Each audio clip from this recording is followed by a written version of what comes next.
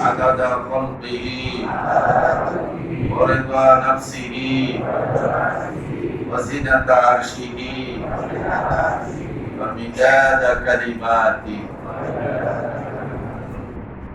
সম্মানিত হাজিরিন, আমরা আল্লাহ তাআলার দরবারে শুকরিয়া জ্ঞাপন করেছি, সালাত ও সালাম পেশ করেছি বিশ্ব মানবতার মহান শিক্ষক, তামাম পৃথিবীর বিশ্ব জাহানের সাইয়্যিদুল মুরসালিন রাহমাতুল লিল আলামিন শাফিউল মুজনাবিন খাতামুন নবিয়্যিন মুহাম্মদুর রাসূলুল্লাহ সাল্লাল্লাহু আলাইহি ওয়াসাল্লাম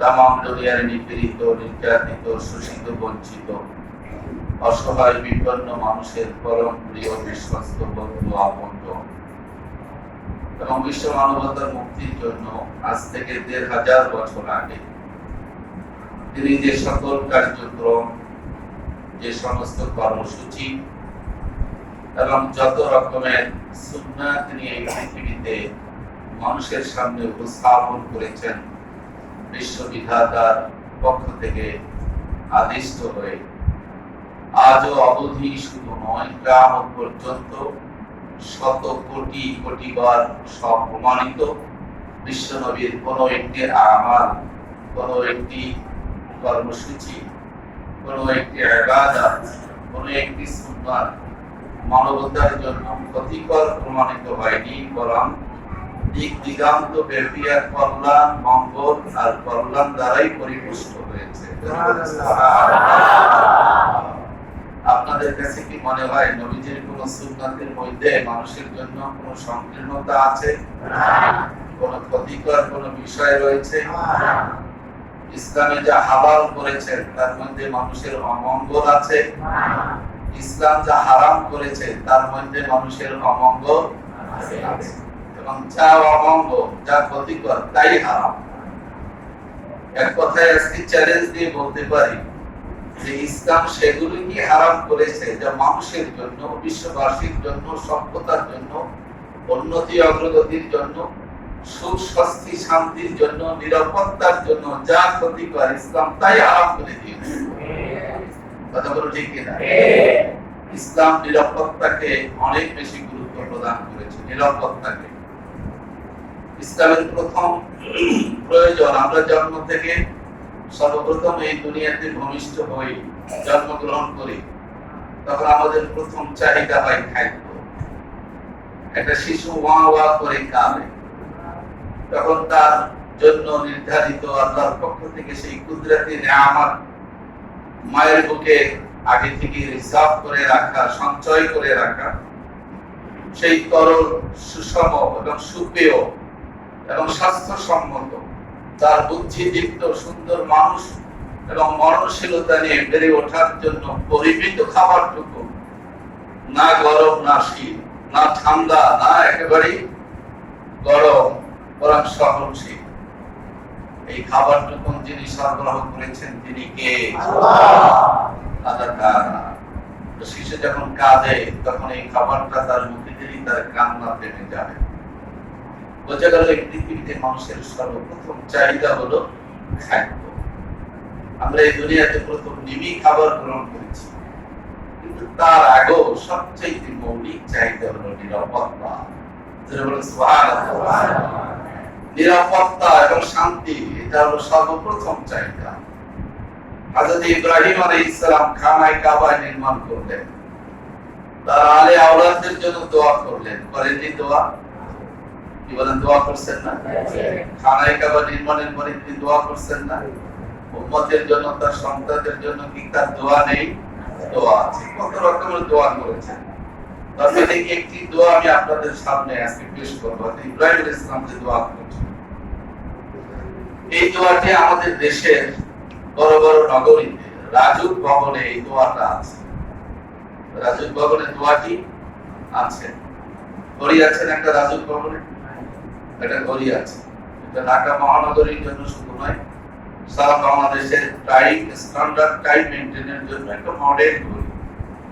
যদি এই ঘড়িটা অনুযায়ী টাইম সবার নির্ধারিত হবে, ওই ঘড়িটার টাইম যদি ব্যতিক্রম হয়ে যায়, তাহলে সকলের ঘড়ির টাইমও কি হবে? ব্যতিক্রম হবে। সাধারণত আমরা এখন রেডিও টেলিভিশনের টাইমকে স্ট্যান্ডার্ড করি। যখন রেডিও টেলিভিশন ঘরে ঘরে ছিল না, তখন আমরা আকাশের সূর্যটাকে আমাদের টাইমিং এর জন্য একটা স্ট্যান্ডার্ড হিসাবে আমরা এটা গ্রহণ করতাম। চাঁদকে আমরা আমাদের সময়ের নির্ধারণী হিসাবে একটা ম্যান্ডেট হিসাবে গ্রহণ করতাম। যার সেদিকে যাচ্ছে না। এই ঘড়ির পিছনে একটা আয়াত লেখা আছে। আয়াত কি? وَإِذْ قَالَ إِبْرَاهِيمُ رَبِّ اجْعَلْ هَذَا بَلَدًا آمِنًا। আপনারা দেখেন কোরআনের একটা আয়াত সেখানে উৎকোচিত আছে ক্যারিওগ্রাফিক স্টাইলে। সেই আয়াতটা সহজে পড়া যায় না, একটু ক্যারিওগ্রাফিক স্টাইলে বাঁকা বাঁকা করে আঁকা বাঁকা করে লেখা। কি লেখা? وَإِذْ قَالَ إِبْرَاهِيمُ رَبِّ اجْعَلْ هَذَا بَلَدًا آمِنًا। যখন ইব্রাহিম আলাইহিস সালাম দোয়া করলেন তার প্রভুর সকাশে দুটো হস্ত উত্তোলন করে এই দোয়া করলেন, রব্বি জাল, করে দাও হে আমার প্রভু, হে আমার রব, তুমি বানিয়ে দাও, করে দাও, হাদা বালাদান আমিনা, এই নগরীটাকে, এই শহরটাকে নিরাপত্তার শহর বানায় দাও। মক্কা নগরীকে কেন্দ্র করে তিনি এই দোয়া করেছেন। কিন্তু এই দোয়াটা তাম পৃথিবীর তার সন্তানদের, ইবনে ইব্রাহিমের, আওলাদে ইব্রাহিমের সকলের জন্য দোয়া। আমরা যেখানে যে নগরীতে যে জনপদে বসবাস করব, আমাদের দোয়া হবে রব্বি জাআল হাদা বালাদান আমিনা। আল্লাহ আমাদের এই বসতিকে, আমাদের এই সিটিকে, আমাদের এই মহানগরীকে, আমাদের এই জনবসতিকে, আমাদের এই দেশ এবং সমাজকে তুমি শান্তিময় করে দাও। কিন্তু আয়াত তো এখানে শেষ হয়নি, দোয়া তো এখানে শেষ না, দোয়া আরো সামনে আছে। কিন্তু যেহেতু সুবিধাবাদ জিন্দাবাদ, সামনের দোয়া গ্রহণ করলে তো সমস্যাও আছে, এই জন্য ওইটা বাদ দিয়ে শুধু এতটুকু লেখা। দোয়ার সামনের অংশ কি? সামনের অংশ হলো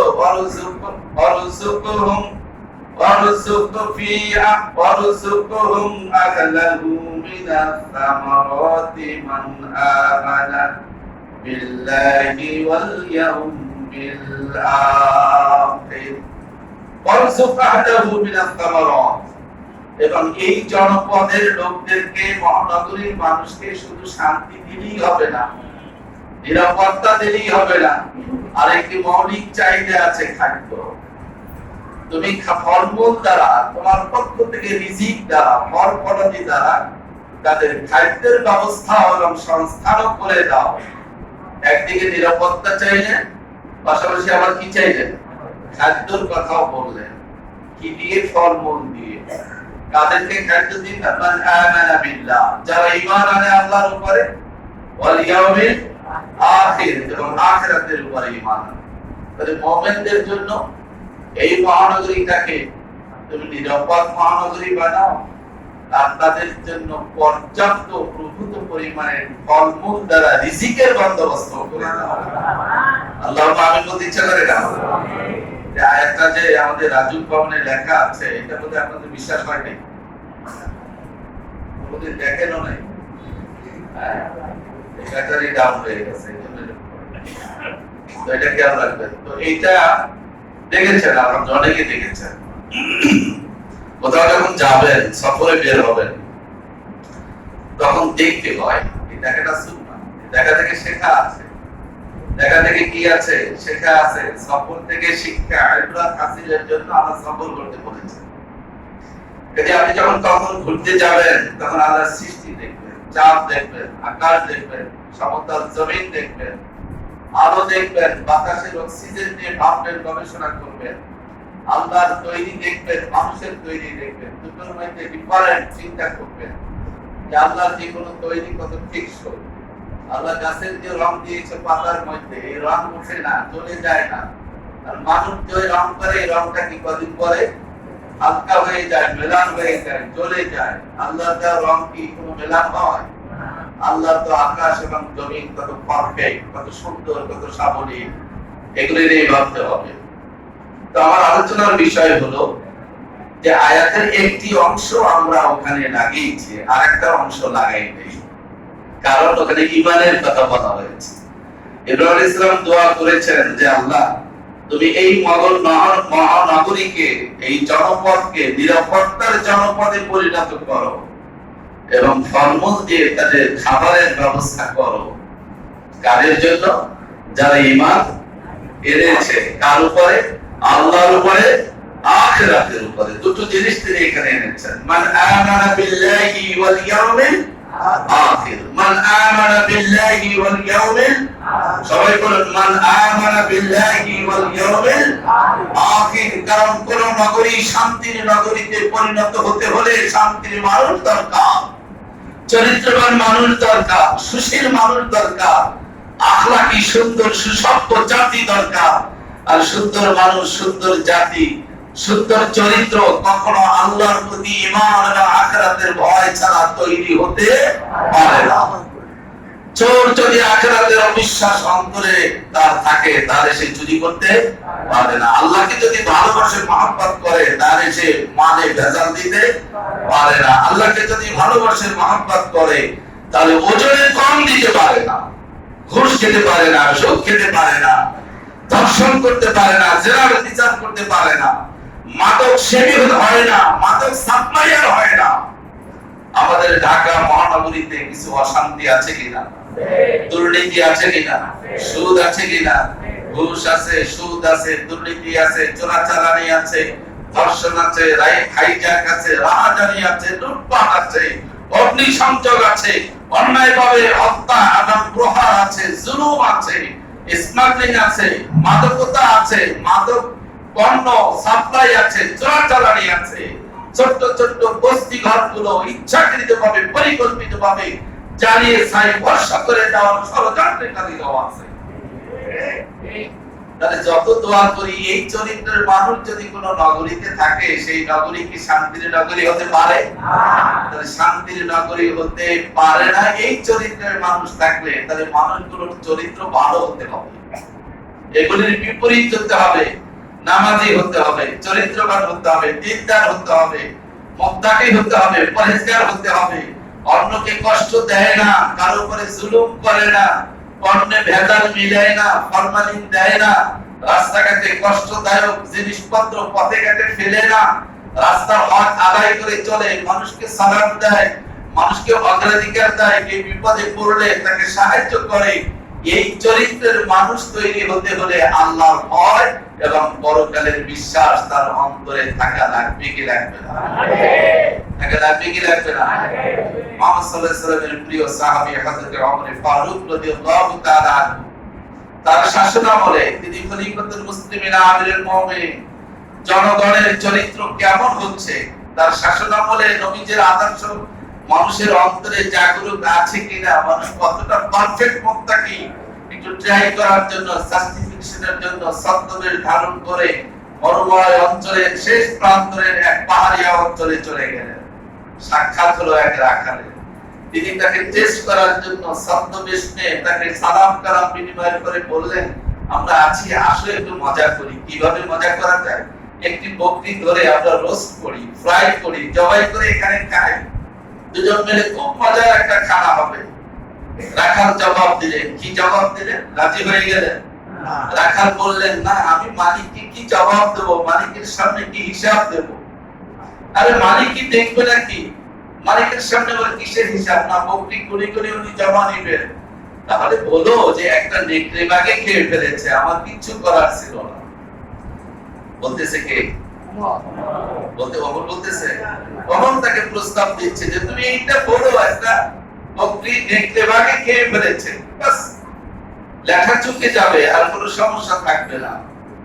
রাখাল ছেলেকে জবাবে বলছে, আপনি কি আমি জানি না খলিফাতুল মুসলিমিন আমিরুল মুমিনিন হযরত ওমরের শাসন আমলে, তার প্রেসিডেন্সি যখন এই সমাজে এস্টাবলিশ এবং প্রতিষ্ঠিত, তার গভর্নেন্সি যেই সমাজে কায়েম আছে, তার মধ্যে খলিফা যেই রাষ্ট্রের প্রধান, সেই রাষ্ট্রের কোন মানুষ আরেকজন মানুষকে এত বড় জাহিল, এত বড় চুরি, এত বড় ধাপ্পাবাজির পরামর্শ দিতে পারে, আমার বিশ্বাস হয় না।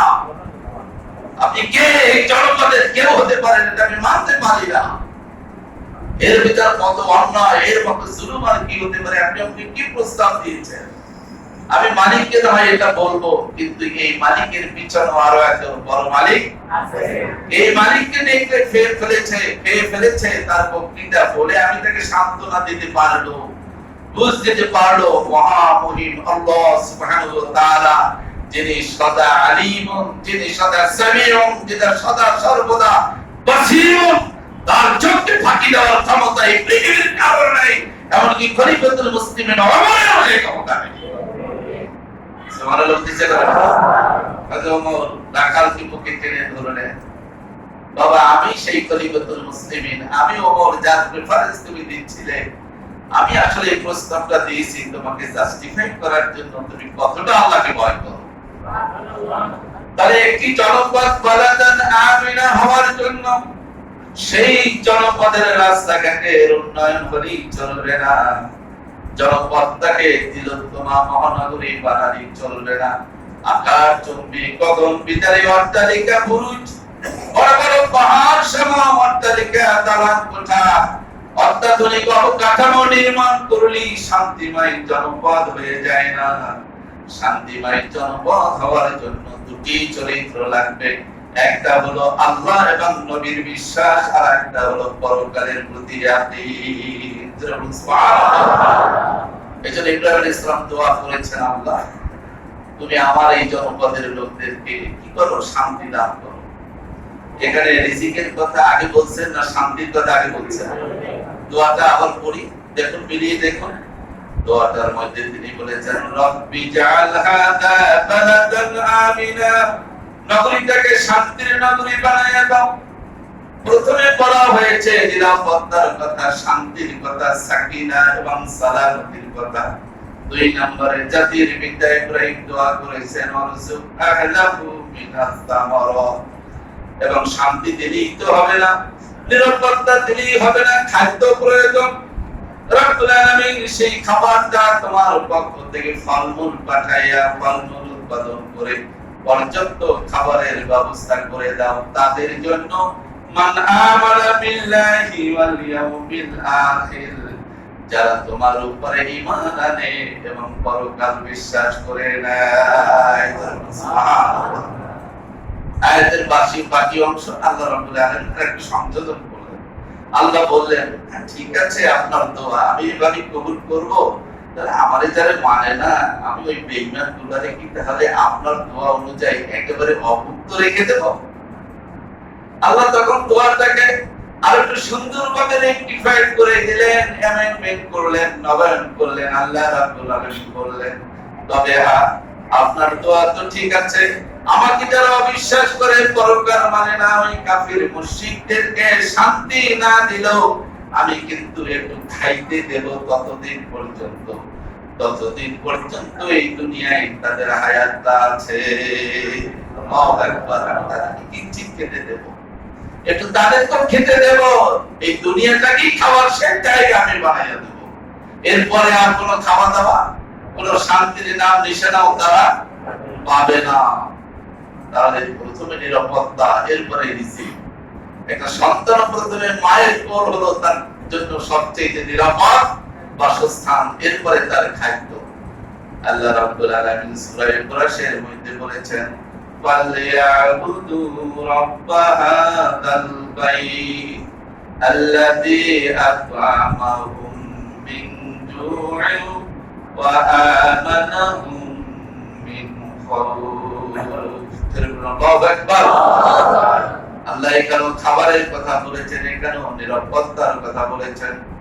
আল্লাহ তাআলা বলছেন, এই খানায়ে কাবা বাইতুল্লাহ ফালইয়াবুদু রাব্ব হাযাল বাইত, এই খানায়ে কাবা বাইতুল্লাহ শরীফ, এই কাবা বাইতুল্লাহ ইবাদত, প্রভুর ইবাদত যারা করে, মালিক এবং রবের ইবাদত যারা করে, আমি তাদের জন্য কি করে দেই?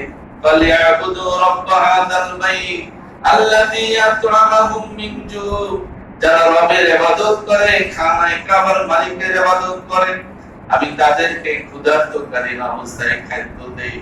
ওয়া আমানাহুম মিন খাউফ, আর সমস্ত ভয় ভীতি থেকে শান্তি এবং নিরাপত্তা দিয়া দেই। যেরকম সুবহানাল্লাহ। এখানে খাবারের পাশাপাশি নিরাপত্তার কথা বলা হয়েছে। আচ্ছা, খানা খাইতে বলছেন, আপনার ঘরে যদি আগুন লাগে তাহলে আপনার খানা কি ভালো লাগবে? খানা খাইতে বলছেন, পাশে যদি ঝগড়া লাগে খানাটা কি ভালো লাগবে? তাহলে কোন খাবারই তো শান্তির সাথে খাওয়া যায় না যদি ঘরের মধ্যে শান্তি বিরাজ না করে। এই জন্য নিরাপত্তার শান্তিটা আগে, আর নিরাপদ এবং শান্তির নগরী, শান্তির পরিবেশ, শান্তির ঘর, শান্তির ঠিকানা তৈরি করতে হলে ঈমান বিল্লাহ, ঈমান বিল রাসূল আর ঈমান বিল আখিরাহ প্রয়োজন আছে কি নাই? হালকা না গভীর? গভীর। এরকম গভীর যে বিশ্বাস মুয়াজ্জিনের আযান শোনার পরে আপনাকে মসজিদে টেনে আনবে, যে আখিরাতের পরকালের বিশ্বাস এবং আল্লাহর ভয় দোকানের শাটার বন্ধ করে দিবে। জুমার দিন এখনো আমরা দোকান খোলা রেখে বেচাকেনা করতেছি। এই যে মহল্লার ভিতরে এখন পর্যন্ত যতগুলো দোকান খোলা আছে, তারা আযানের পর থেকে যদি 2টা পর্যন্ত দোকানগুলো একটু বন্ধ রাখেন তাহলে কয় লাখ টাকা লস হবে তাদের? কথা বলে কি পরিমাণ লস হবে? খুব বেশি লস হবে? আচ্ছা, আধা ঘন্টায় 1 ঘন্টার বেচাকেনায় না হয় তার 500-1000 টাকা কম বেচাকেনা হলো। এই বেচাকেনাটুকু বন্ধ হয়ে গেল, এই বেচাকেনাটুকুনের অর্জিত মুনাফা তিনি পেলেন না। কার হুকুম পালন করতে গিয়ে? আল্লাহর হুকুম। তো ওই আল্লাহ তাআলা তার এই লসটুকু কি পুষিয়ে দেওয়ার ক্ষমতা রাখেন না? আল্লাহ বোধহয় বুড়ো হয়ে গেছেন, আগে পুষাতে পারতেন, এখন আর পারেন না। তাবারাকাল্লাযী বিয়াদিহিল মুলকু ওয়া হুয়া আলা কুল্লি শাইইন কাদির। সর্বময় ক্ষমতার মালিক কে? নিরঙ্কুশ ক্ষমতার মালিক কে? সর্বভৌম নিরঙ্কুশ ক্ষমতার মালিক, সর্বময় ক্ষমতার মালিক, সার্বভৌমত্বের মালিক। তাহলে সার্বভৌমত্ব, নিরঙ্কুশ ক্ষমতার টোটাল সফরিটি একজনের হাতে। চিৎকার দিয়ে বলুন তিনি কে? এবং তিনি বরকতেরও মালিক। তাবারাকাল্লাযী বিয়াদিহিল মুলকু, সমস্ত বরকত দেওয়ার ক্ষমতা সেই মহামহিম সত্তার হাতে কেন্দ্রীভূত, যিনি বিয়াদিহিল মুলকুটা রাজত্ব যার হাতের মুষ্টিতে রয়েছে। সুবহানাল্লাহ। কোনদিন কি চিন্তা করে দেখেছেন আমি কে? আমাকে বানাইলো কে? আমি নামক রূহটা, আমি ওলিউল্লাহ হিলালি নামক মানুষটার স্রষ্টাকে আমি আমার নিজেকে বানাই নাই।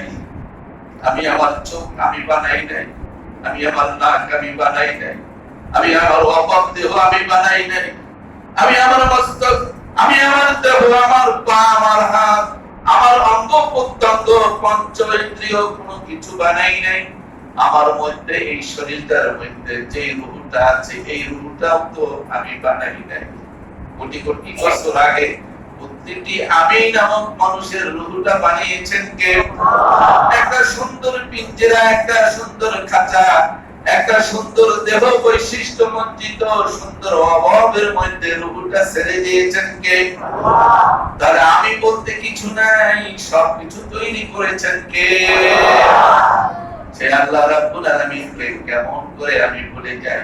কোটি কোটি বছর আগে আল্লাহ রাব্বুল আলামিন আমাকে বানাবার পর পরে আমার খাওয়া, আমার চলা, আমার বাসস্থান, আমার থাকা, আমার সুখ শান্তি সবকিছু নির্ধারণ করে দিয়েছেন।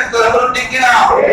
কোথায় থাকবো, কোথায় খাবো, কি খাবো, কখন খাবো, কখন মরবো, কখন অসুখ হবে, কখন সুস্থ হবো, সবকিছু তাকদীরের খাতার মধ্যে, ভলিউমের মধ্যে ধারাবাহিক ভাবে বিস্তারিত বিতাফসিল লিপিবদ্ধ যিনি করেছেন। চিৎকার দিয়ে বলুন তিনি কে? যে আমার তাকদীরে যা আছে তাই হবে, এর বাইরে আর কিছু তাই বলে হাত পা গুটিয়ে কি বসে থাকার সুযোগ আছে? চেষ্টা আমি করব, ব্যবসা করব, কিন্তু আযান হলে ব্যবসা বন্ধ করব। কিন্তু খামারে যাব, কিন্তু আযান হলে ক্ষেত খামার বন্ধ হয়ে যাবে। অফিস আদালতে যাব, আযান হলে অফিস আদালত বন্ধ হয়ে যাবে। আযান হয়ে গেলে নামাজের টাইম হয়ে গেলে আমি বলবো আমার কাজ আছে, তা নয়, বলবো আমার নামাজ আছে। কথা বলুন ঠিক কিনা? কাজকে বলবো আমার নামাজ আছে, নামাজকে বলবো না আমার কাজ আছে। আমার নামাজ আগে, তারপরে আমার কাজ। কারণ বহু মানুষ সারাদিন শ্রমিক হয়ে কাজ করে, যেখানে আছে সেখানেই রয়ে গেছে। আর বহু মানুষ আছে একই সময় নিয়ে কাজ করে, ব্যাংক ব্যালেন্স বাড়তে থাকে, জমি জমা বাড়তে থাকে, সম্পদ বাড়তে থাকে, একটার পর একটা টাওয়ার এবং বিল্ডিং বাড়তে থাকে। দেওয়ার মালিক কে? তাহলে বোঝা গেল একই কর্ম করে কেউ ধনী হয়, কেউ যেমন লেভেলে থাকার তেমন লেভেলে থেকে যায়। তাহলে ধন সম্পদ দেওয়ার মালিক হলেন আল্লাহ। বিশ্বাস আছে? বিশ্বাস আছে? অতএব চরিত্র ভালো করতে হবে। যে যেখানে আছি নিজের দিকে তাকান, নফসকে নিয়ে চিন্তা করেন। কত জুলুম আমরা নফসের উপরে করেছি, যত অপরাধ করি, যত পাপ করি, আল্লাহ বলেন তোমরা আমার কোনো ক্ষতি করো না, বরং নিজেরাই নিজেদের উপরে জুলুম করো, অত্যাচার করো। তোমরা এক একটা জালিম, তোমরা সর্বপ্রথম জুলুম করো নিজের উপরে। এজন্য আল্লাহ দোয়া শিখিয়েছেন, রব্বানা যালামনা আনফুসানা ওয়া ইল্লাম তাগফির লানা ওয়া তারহামনা লানাকুনান্না মিনাল খাসিরিন। এই দোয়ার মধ্যে কি বলছি? রব্বানা যালামনা, হে আমাদের রব, আমরা জুলুম করছি, আনফুসানা, আমরা নিজেদের উপরে নিজেরা জুলুম করতেছি। আমি আমার নফসের উপরে জুলুম করেছি। আমার হৃদয়, আমার চিত্ত, আমার প্রাণ, আমার দেহ, আমি যাকে যেভাবে সাজানো উচিত সেভাবে সাজাচ্ছি না। বেঈমানের পথে, অপচারের পথে, অবৈধতার পথে, হারামের পথে পরিচালিত করে আমি আমার নিজেকেই ক্ষতি করেছি। আমি জান্নাতওয়ালা ছিলাম, আমি জাহান্নামওয়ালা হয়ে যাচ্ছি। কথা বলো ঠিক কিনা? আমরা সবাই কোথায় ছিলাম? জান্নাতে। আমি নিবাস জান্নাতে। ওই জান্নাতে আবার ফিরে যাওয়ার জন্য একটু চিন্তা, নিয়ত, একটু প্রচেষ্টা, একটা টার্গেট আছে কি? থাকতে হলে কি করতে হবে? আমানা বিল্লাহি ওয়াল ইয়াউমিল আখির, আতিউল্লাহ ওয়া আতিউর রাসূল। আল্লাহর আনুগত্য করতে হবে, নবীর আনুগত্য করতে হবে, কোরআন এবং সুন্নাহর আনুগত্য করতে হবে। রাজি আছেন? আলহামদুলিল্লাহ। এখন কোন মাস চলতেছে? আরবি কোন মাস? রজব মাস। মনে আছে আপনাদের? এই রজব মাস আসতে পরে একটা সিগন্যাল দেওয়া হয়, একটা সিগন্যাল দেওয়া হয়, সতর্কীকরণ সিগন্যাল। পাশাপাশি আবার সুসংবাদ দেওয়া হয় আরেকটা মাসের। সেই মাসের নাম কি? রমাদানুল মুবারক। রমজান মাস আসার সিগন্যাল দেওয়া হয় রজব মাস থেকে। সিগন্যাল আল্লাহ নবী সাল্লাল্লাহু আলাইহি ওয়াসাল্লাম বলছেন, রজব মাসের সিগন্যালটা শুরু হয় রজবের চাঁদ দেখার মাধ্যমে। রজবের চাঁদ দেখলেই উম্মতকে তিনি একটা দোয়া শিখিয়েছেন, আল্লাহুম্মা বারিক লানা ফি রজব ওয়া শাবান ওয়া বাল্লিগনা রমাদান। বলুন আমার সাথে, আল্লাহুম্মা বারিক লানা, আল্লাহুম্মা বারিক লানা ফি রজব ওয়া শাবান ওয়া বাল্লিগনা রমাদান। আল্লাহুম্মা বারিক লানা ফি রজব ওয়া শাবান ওয়া বাল্লিগনা রমাদান। আল্লাহ তুমি আমাদেরকে রমজান পর্যন্ত পৌঁছে দাও, আর এই রজব এবং শাবান মাসে আমাদের উপরে শুধু বরকত নাযিল করতে থাকো। কথা বলো ঠিক কি না? এখন রজব মাস আসলে পরে আমরা কি করি? বড় বড় ড্যাগ লাগাই, গেট বানাই। মাস হলো রমজানের ফায়দা হাসিলের জন্য আল্লাহর কাছে দোয়ার মাস। রমজান মাস হলো ঈমান, আকীদা, মহব্বত, পরিবার পরিজন, ব্যবসা বাণিজ্য, হাট বাজার, দোকানদারেরা প্রস্তুতি নেবে, ব্যক্তি প্রস্তুতি নেবে, ব্যবসায়ীরা প্রস্তুতি নেবে। রমজান মাসে কত কম দামে ভোক্তাদেরকে কম দামে সহজভাবে খাওয়ানো যায় সেই প্রস্তুতি নেবে। আর আমাদের দেশের ব্যবসায়ীরা প্রস্তুতি নেয়, মজুদদারের প্রস্তুতি নেয় রমজান মাসের দাম কত বেশি বাড়ানো যাবে। আর বিশ্বনবীর সাহাবীরা প্রস্তুতি নিতেন, এখন থেকে সস্তায় মাল কিনতেন, বেশি করে কিনে রাখতেন, যাতে রমজান মাস আসলে পরে কম দামে, অর্ধেক দামে রোজাদারদেরকে খাওয়াতে পারে। গরিব সাহাবীরা বলতেন, আমরা সারা বছর ভালো মন্দ কম খেতে পারতাম, আর্থিক অনটনের কারণে আমরা অপেক্ষা করতাম রমজান মাস আসা মানে পণ্যের দাম কমে যাওয়া, আর তখন আমরা ভালো মন্দ কিনে কিনে একটু খেতে পারবো, ভোগ করতে পারবো। সুবহানাল্লাহ। আর আমাদের ব্যবসায়ীরা কি করে? রমজান মাসকে টার্গেট বানাইয়া মুনাফা করে, গোডাউন করে, সঞ্চয় করে, দাম বাড়াইয়া দেয়। আছে কি নাই? এরপরে নতুন আরেকটা গজব শুরু হয়েছে। এই গজবটার নাম কি? Corona virus, COVID-19. কোভিড-19, এই কোভিড-19 আমাদের বাংলাদেশে যে 3 জন ধরা পড়েছিল, দুইজন মুক্ত হয়েছে, তাদের মধ্যে কোভিড-19টা পাওয়া যায় নাই। যে কোভিড-19 মাত্রায় চলে আসলে পরে মৃত্যু একেবারে সন্নিকটে, সাধারণত মারা যায় এই রোগীরা। 100-র উপরে দেশ আক্রান্ত। এ নিয়ে আমি একটু পরে কথা বলছি। রজব মাস আসলে পরে যে দোয়াটা বলতে হবে, দোয়াটা মনে আছে তো আপনাদের?